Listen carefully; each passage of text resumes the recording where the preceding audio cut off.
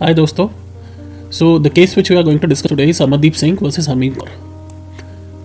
So ये Amardeep Singh versus Harmeet Kaur का case है जो कि सितंबर 12 2017 को जिसका जजमेंट आया था सुप्रीम कोर्ट द्वारा.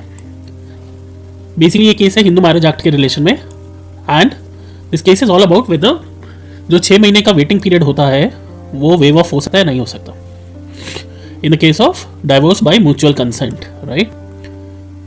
So just about the case facts.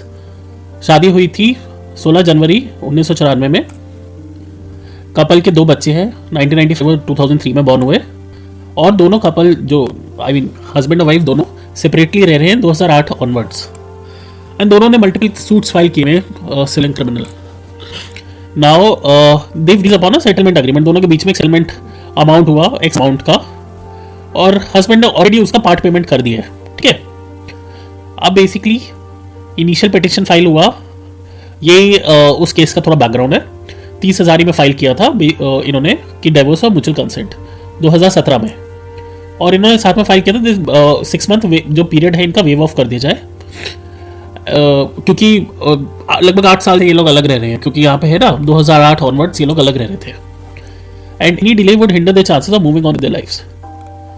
अब केस ने कुछ पुराने बोलिए कि भाई क्या हुआ था पहले केसेस में, तो कुछ पुराने केसेस को रेफर किया गया. निखिल कुमार वर्सेस रूपाली कुमार, यहाँ पे सुप्रीम कोर्ट ने पहले एक बार वेव ऑफ किया हुआ under article 142 of the constitution.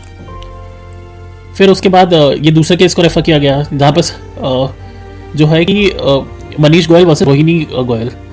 इसमें कहा कि भाई कोर्ट्स को ये जो है स्टैट्यूटरी मैंडेट जो है बाईपास नहीं करने चाहिए. So basically contradictory judgment was there. So now in this case key legal issues were whether it is mandatory or directory in nature.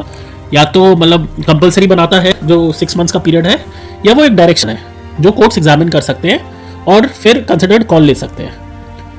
Second था कि ये जो है ये वेदर एक्सेप्शनल सर्कमस्टांसेस हैं या नहीं है क्योंकि एक रिकंसिलिएशन पीरियड दिया गया है तो वो पीरियड इसलिए दिया गया क्योंकि उसका रीजन है कि हेस्टी डिसीजन ना हो.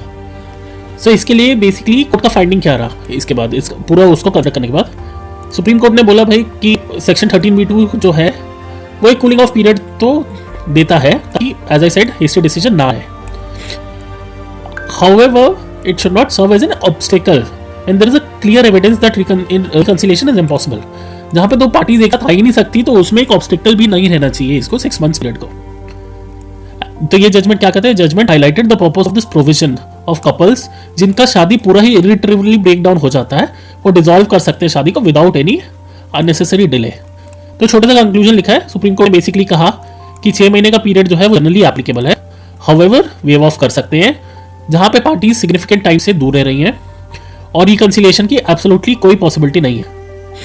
सो basically this ruling aims to balance the need for reflection with the realities face by couple. तो आजकल की जो रियलिटीज है जो मैरिज का रियलिटी है उसको देखते हुए ये रूलिंग आई कि हाँ भाई ये पॉसिबिलिटी हो सके जहाँ रिकंसिलिएशन ही नहीं हो सकता हो तो उसमें क्यों वेटिंग पीरियड करें, राइट.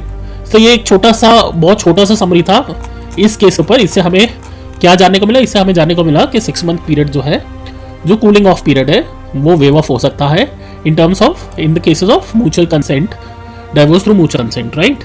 उसके कुछ कंडीशंस होने चाहिए कि कपल सब्सटेंशियल टाइम से दूर रह रहे हो and there is absolutely no possibility of reconciliation. ठीक है. Thank you so much.